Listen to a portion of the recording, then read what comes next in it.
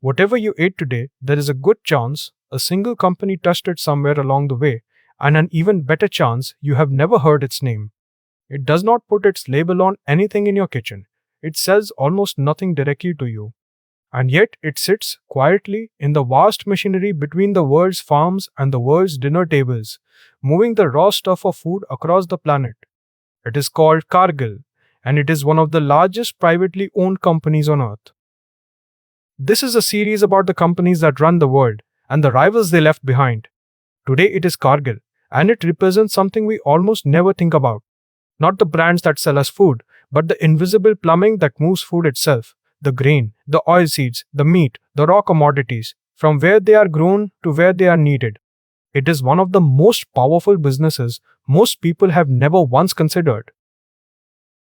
The story starts humbly in 1865 with a single grain storage warehouse in the American state of Iowa.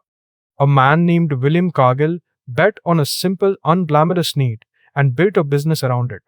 From that, one warehouse would grow over a century and a half, one of the great trading houses of the world. And yet, the essential idea behind it has barely changed at all.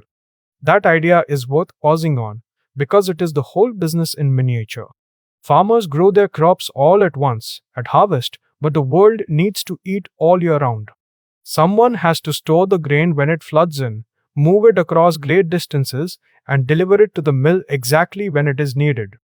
Bridging that gap between the rhythm of the harvest and the constancy of hunger is the quiet and essential thing Cargill learned to do. To understand the company today, you have to set aside the idea of a firm that makes a product. Cargill mostly sells a service, the service of moving and transforming commodities at colossal scale.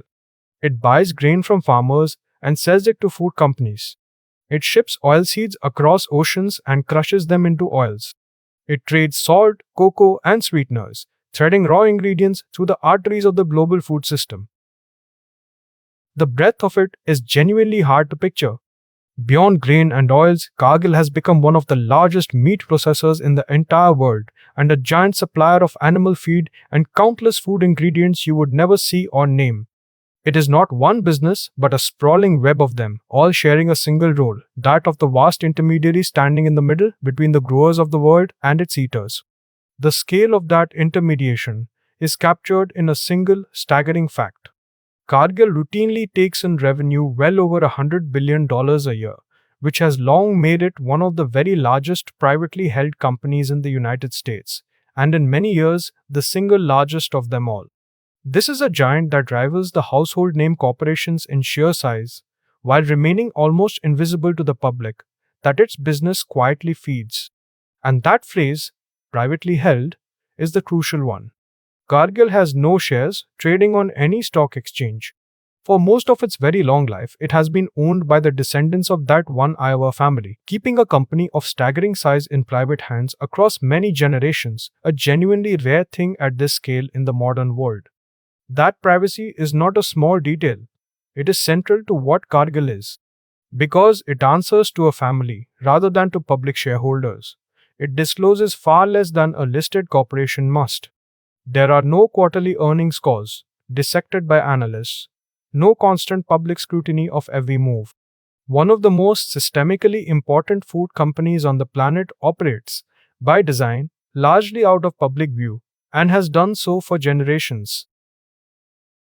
Cargill is not alone in this trade, of course. It is the biggest of a small group of giants that dominate the global movement of agricultural commodities, known in the industry by their initials as the ABCD. Cargill and ADM from the Americas, then Bunge and Louis Dreyfus. Between them, this handful of firms has long handled an enormous share of the grain and oilseeds that cross international borders in one of the most concentrated and least visible oligopolies in the entire world economy. So what is the moat that keeps such a group on top? It is not a patent or a secret formula. It is physical and it is vast. Cargill's real assets are the grain elevators, the port terminals, the barges, the ships, the crushing plants, and the processing facilities spread across dozens of countries. Owning the actual infrastructure of global food movement at planetary scale is not something a newcomer can simply build. That web of steel and logistics is the wall around the business. But there is a second, subtler moat, and it may be the more powerful one. It is information. A company that buys and sells crops everywhere at once knows, better than almost anyone, what is being planted, what is failing, where a drought is quietly shrinking a harvest, and where demand is rising. In the trading of commodities, knowing the true state of the world's fields a little sooner than everyone else is an advantage of extraordinary value. Now we reach the question this series always asks of what actually breaks if a company like this were to disappear. And here the answer is genuinely serious. The world's food does not move by magic.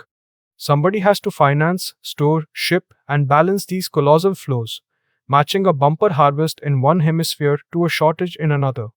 Cargill and its peers are, in a very real sense, the shock absorbers of the global food system, smoothing gluts and shortages that would otherwise hit far harder. That is the generous way to see it, and it is genuinely true.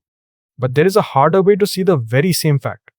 The same firms that absorb shocks also sit at the choke point, with unusual visibility into prices and flows, at a time when food is bought and sold as a financial commodity like any other. When grain prices spike and the poorest people in the world struggle to afford bread, the role of the great trading houses in that market inevitably and reasonably comes under hard scrutiny. And that is the uncomfortable question. In one of its most consequential forms, is it wise or even safe for so much of humanity's food supply to flow through the hands of a few enormous, privately held firms that the public barely knows exist? These are not abstractions. The movement and pricing of grain is, quite literally, a matter of who eats and who goes hungry, and it is shaped in trading rooms most of us will never see.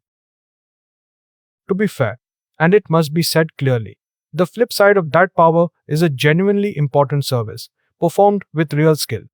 Reliably moving food from places of surplus to places of need across a chaotic and unpredictable planet is a hard and vital job. When it works, and it very often does, harvests reach hungry markets, farmers find buyers, and shortages are quietly cushioned. The very invisibility of Cargill is, in part, a sign of how smoothly this difficult machinery usually runs. There is also a quieter point worth making about longevity. A company owned by one family for over 150 years can, in principle, think in decades rather than in quarters. Freed from the relentless pressure of the stock market, it can take the long view, invest patiently, and weather storms that might break a company beholden to nervous public shareholders.